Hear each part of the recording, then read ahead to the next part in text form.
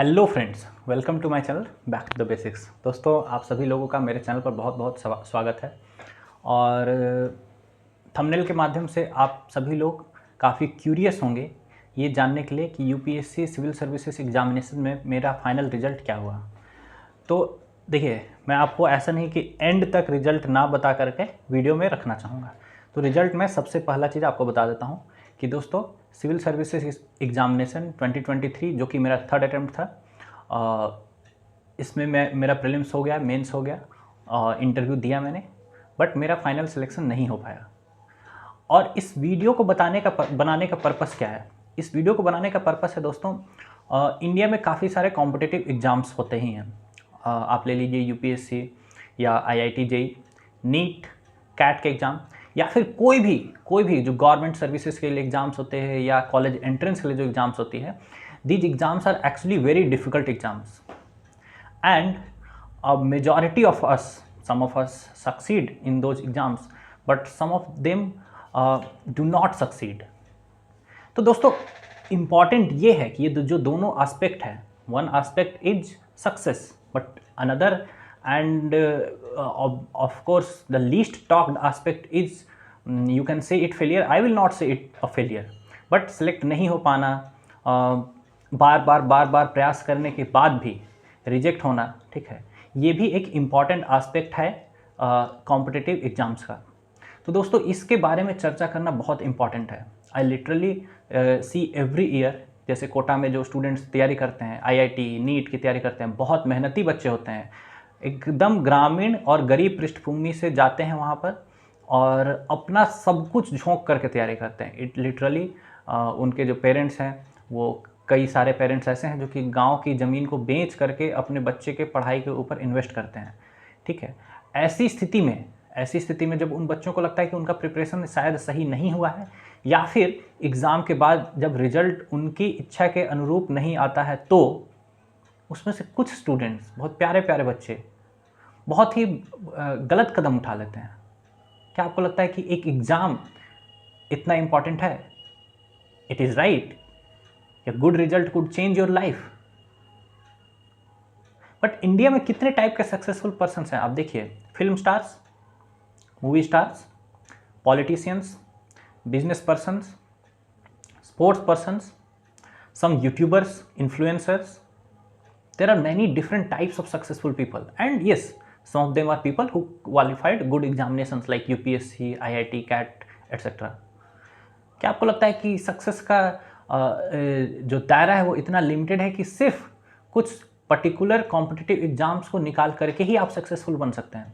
I know saying this from my stage will make you feel कि इनका नहीं हुआ इसलिए ऐसा बोल रहे हैं, but don't you think this is an opportunity for me कि मेरा नहीं हुआ? अगर मेरा होता और मैं ऐसा बोलता तो कितना कितना आपको फेक लगता है कि ये क्या ही दर्द समझेगा।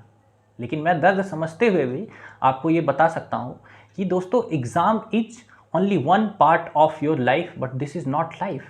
अगर आप इसके बाद भी लाइफ में कुछ ना कुछ करते हो, मे बी उसी डायरेक्शन में और ज़्यादा एफर्ट से आगे बढ़ते हो, या फिर आप ये भी सोच सकते हो कि चलो बहुत हुआ, एग्ज़ाम की अच्छी तैयारी मैंने की, and maybe this exam is not for me और I am not for this exam, and you move on with life. Do you think 40 और 45 और 50 years down the line you are going to regret कि आपसे एक exam नहीं निकला? मुझे तो ऐसा नहीं लगता है। अगर आप इस मोमेंट में ये डिसाइड करें कि it's okay, it's part of life, it's part of exam, the selection ratio is very less and I did my best, तो आपको बहुत ज़्यादा दुखी होने की, परेशान होने की ज़रूरत नहीं है। दोस्तों, माइथोलॉजी है या रियलिटी, आप जो भी कहिए, एक बहुत ही अच्छी और अद्भुत महाकाव्य हम लोगों के बीच में है, रामायण। रामायण में बहुत सारे कैरेक्टर्स हैं, हनुमान हैं, बाली हैं, जाम्बवंत हैं, सुग्रीव हैं, रावण है, विभीषण है, सीता माता हैं, राम हैं, दशरथ हैं, कैकेयी, मंथरा, ये सभी कैरेक्टर्स हैं। और दोस्तों, इन सभी में से एक कैरेक्टर को मर्यादा पुरुषोत्तम कहा जाता है। क्या आपको लगता है कि जीवन में उन्होंने सारे काम एकदम अच्छे ही किए होंगे? ऐसा नहीं है।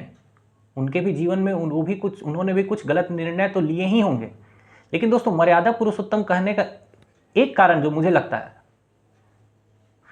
आप सोचिए दोस्तों, उस इंसान को अयोध्या का राजा बनना था, उनका राज्याभिषेक होने का समय निश्चित कर दिया गया था, और उस समय में उसको ये बताया जाता है कि राजा तो तुम नहीं बनोगे, उल्टा अब तुमको 14 साल के लिए जंगल जाना है, वनवास करना है। उसने क्या किया? वो उठे, बोले जो आज्ञा पिताजी, जो आज्ञा पिताजी, और सीधा जो भी राजवस्त्र हैं, राजवस्त्रों का त्याग किया। वल्कल वस्त्र जो कि एक सन्यासी को शोभा देते हैं, एक राजपुत्र को जो वस्त्र शोभा भी नहीं देते हैं, उन वस्त्रों को धारण किया, माता पिता सबकी आज्ञा ली, और चेहरे पर एक बहुत ही अद्भुत और दिव्य मुस्कान के साथ वो अयोध्या से चल पड़े।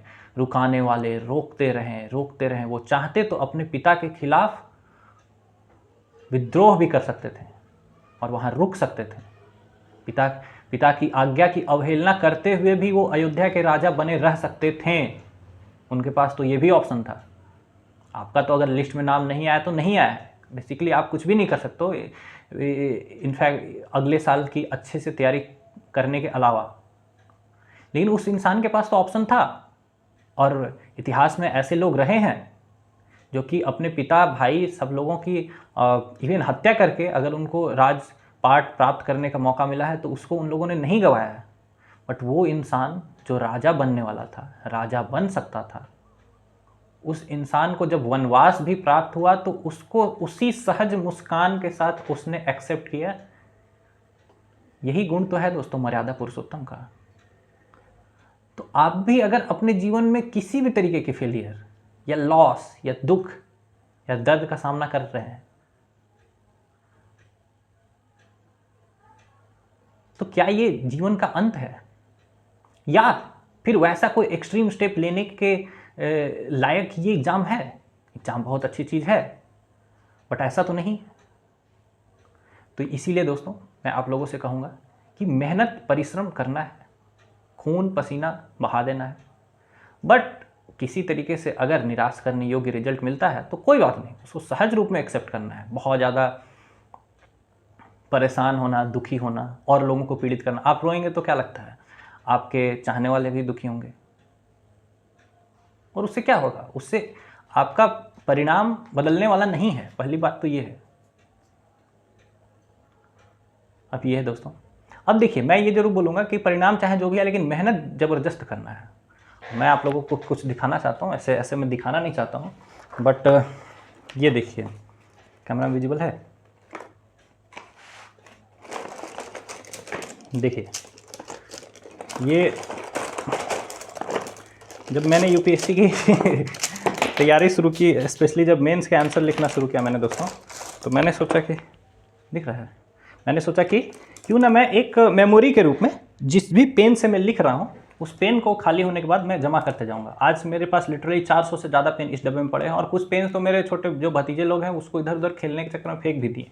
ठीक है, पहले मैं कॉपी जमा करने का सोच रहा था, बट बोरी के बोरी कॉपी जमा हो गई थी। जितनी जो कॉपीज मैंने लिखी थी आंसर राइटिंग के तौर पर, या फिर जो वैसे नोट्स थे जिसका अब मुझे यूज़ नहीं करना है। ठीक है, तो ये है दोस्तों, मेहनत करने के बाद दुख होता है, लेकिन आपको गीता का वो भाव भी याद रखना है कि कर्मण्येवाधिकारस्ते माँ फलेषु कदाचन माँ कर्म फल हेतुर्भूमा ते संगोस्तु कर्मणि, कि हे अर्जुन कर्म करो, पर कर्म करने के कारण ये मत समझो कि इस उक्त फल पर मेरा अधिकार हो गया है, क्योंकि कर्म करने वाले कर्ता तुम नहीं हो।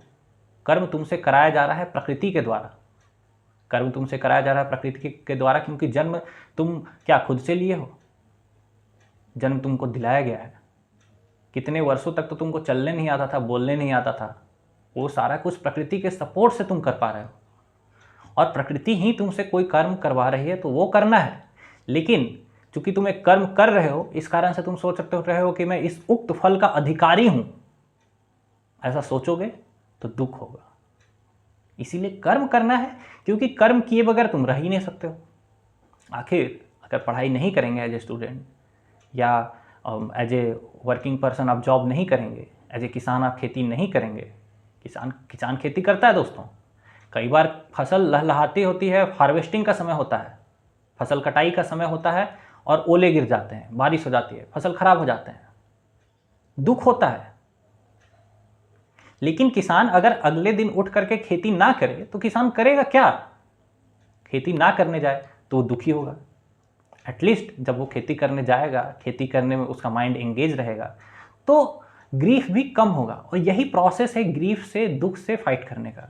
यानी लाइफ में कुछ ना कुछ जो भी आपका रोल है उसके अकॉर्डिंग कर्म, एक्शन, ड्यूटी परफॉर्म करते रहना, अपने कर्तव्यों का निर्वाह करना, यही आपके जीवन का मूल मंत्र होना चाहिए। और दोस्तों, मैंने अभी तक जितना भी हुआ है उसके साथ ईमानदारी से, सच्चाई के साथ मैंने अपने कर्तव्यों का निर्वाह किया है। मैंने टोटल यूपीएससी के 3 अटेम्प्ट्स दिए हैं। पहले में मेरा प्रीलिम्स हुआ। मैं जो कर सकता था वो मैंने किया, मुझे वही रास्ता सूझा इसलिए मैंने किया। उसमें कुछ गलती रही होगी, कमी रह गई होगी, ठीक है, लेकिन जितना मुझे समझ आया उतना मैंने किया, तो मेरा प्रीलिम्स ही निकला, मेंस नहीं निकला।